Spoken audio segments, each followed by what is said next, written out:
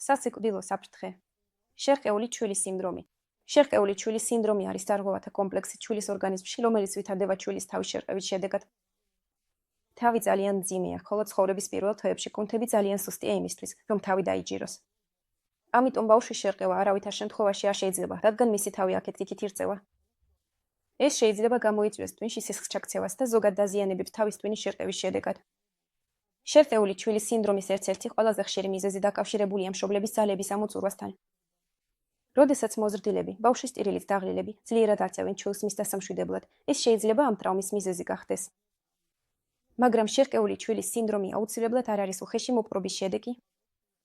ის შეიძლება მოხდეს თამაშის დროსაც, მაგალითად, როცა მოზრდილები ბავშვს მაღლა ჰაერში აგდებენ და ძალიან მკვეთრად არწევენ. ასევე ტრანსპორტში უბედური შემთხვევების დროს, მაგალითად, როცა მანქანას უკნიდან დაეჯახებიან, ბავშვი თითქოს. ის აკეთებს ასეთ კივატურ მოძრაობას, რის გამოც მისი თავი ძლიერ ირხევა. ამიტომ კატეგორიულად მნიშვნელოვანია ბავშვის ფრთხილად დაქანება. ასე რომ თავის არ უნდა ახდეს დაქანებისას, არავითარ შემთხვევაში არ შეარყიოთ, არ ააგდოთ ბავშვი და, რა თქმა უნდა, არ დააგდოთ. თუ ზემოთ ჩამოთვლილიდან რამე მოხდა, დაუყოვნებლივ აჩვენეთ ბავშვი ექიმს.